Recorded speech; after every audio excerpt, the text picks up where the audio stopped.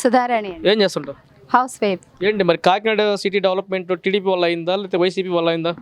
మాకైతే అండి మాకు ఈ కొండేపాలెం బ్రిడ్జ్ అయితే ఒక 15 సంవత్సరాలైంది మొదలుపెట్టి.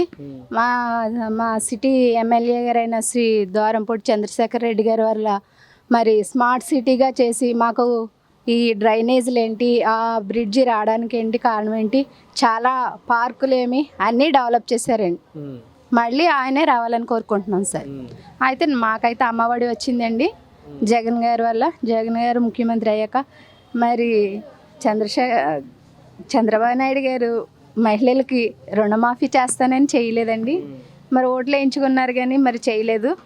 అయితే జగన్ అన్న ప్రభుత్వంలో పాదయాత్రలో అయితే అమ్మ మీరు నాకు ఓటేసి చూడండి, ఒకసారి నాకు అవకాశం ఇచ్చి చూడండి, మిమ్మల్ని నన్ను ఎన్నుకున్నాక మీకు ఎంతైతే రుణం ఉందో అప్పటికి అదంతా మాఫీ చేసి 4 దఫాలుగా వేస్తానమ్మా అన్నారు.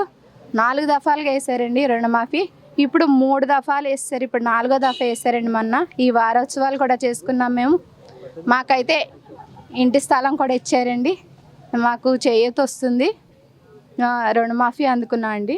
అయితే మాకు ఇన్ని అందరికీ ప్రజలకి ఈ శ్రీ జగన్మోహన్ రెడ్డి గారు అయిన ముఖ్యమంత్రి గారు ఇన్ని పనులు చేస్తున్నారు కానీ, ఇన్ని పథకాలు ఇస్తున్నారు కనుక ఒంటరి మహిళలేమి, ఈ అవ్వ తాతలకి పెన్షన్లేమి, మరి అది ప్రతి ఒక్క కార్యక్రమం మరి స్కూల్ డెవలప్మెంట్ చేయడం ఏంటి, కార్పొరేట్ స్కూల్స్ కన్నా మించిపోయి ఇప్పుడు గవర్నమెంట్ స్కూల్లో జాయిన్ చేసి పిల్లల్ని అందరినీ, ఆ స్కూల్లే ఖాళీ లేకుండా ఉన్నాయండి ఇప్పుడు జాయిన్ చేయడానికి అందరూ వస్తుంటే.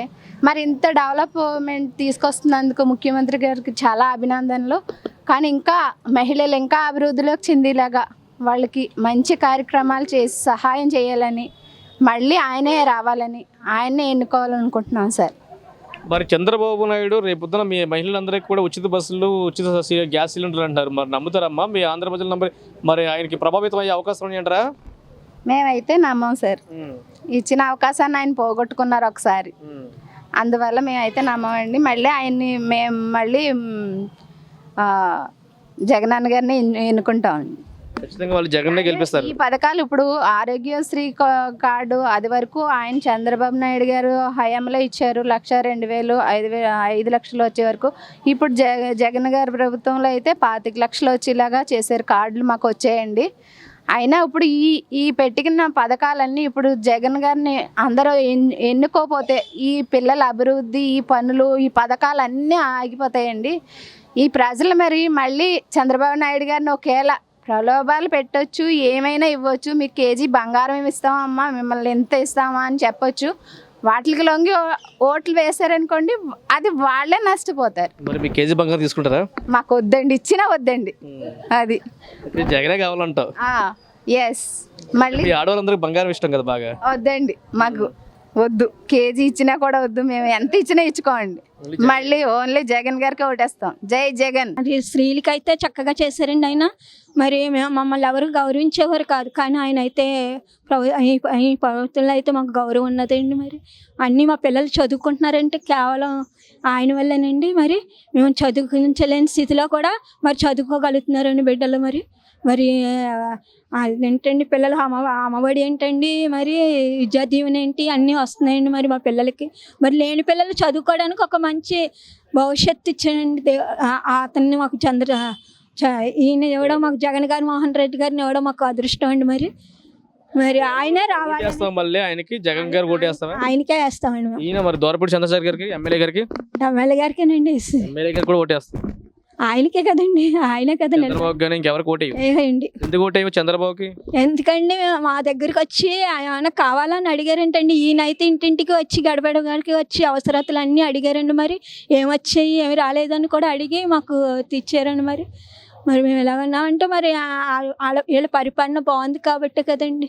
మరి ముఖ్యంగా లేని వాళ్ళకి ఇదండి, నిజంగా చెప్తున్నానండి, లేని వాళ్ళు మాత్రం ఒక ముద్ద తింటున్నారన్నా చేస్తున్నారండి. ఇంటింటికి రేషన్ ఏంటండి. మా పేరు జీ లక్ష్మి అండి. ఏం చేస్తుంటాం నువ్వు? నేనండి ఇంట్లోనే ఉంటాను.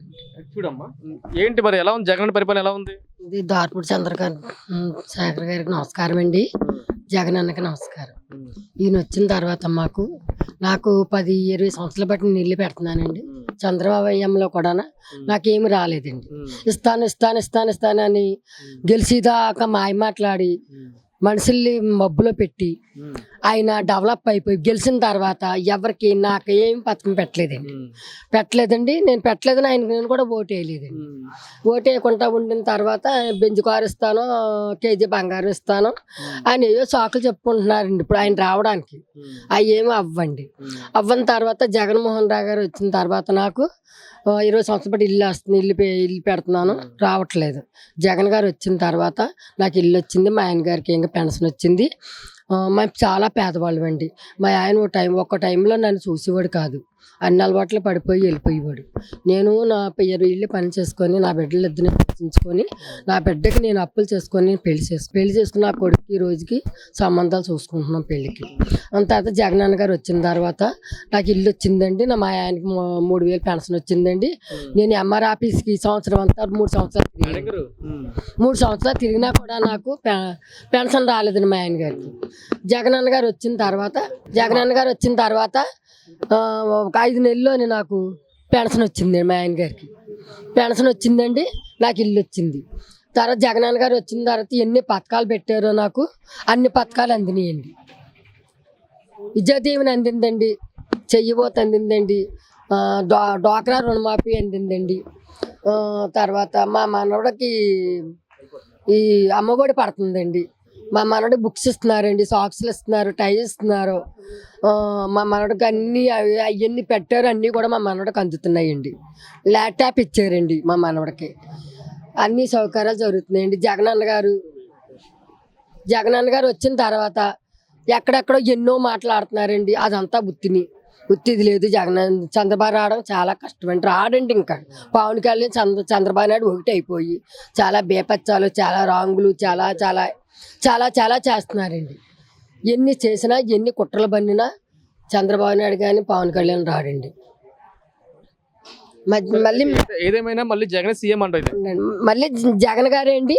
మేము ఎలాగైతే జగన్ గారు కావాలని మేము అందరం కూడా చంద్రబాబు నాయుడిని పక్కన పెట్టి మేము జగన్ గారిని పెట్టి మేము కావాలని గెలిపించుకున్నామండి. ఆయన గొప్ప మెజార్టీతో వచ్చారండి. ఈసారి కూడానండి మాకు జగన్ అన్న మళ్ళీ ఆయన బతికిన అన్నాలు కూడా మాకు సీఎం కింద ఉండాలండి.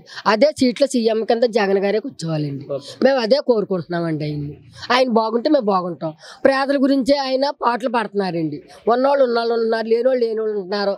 ఉన్నోళ్ళకే పెడుతున్నారు, లేనోళ్ళని చూస్తలేదని జగన్ గారు ఒకటి భావించుకొని మా పేద వేరకాలని మేము లేనింటోళ్ళకి 25 లక్షలు ఎట్టి ఇది పెట్టారండి ఆరోగ్యశ్రీ.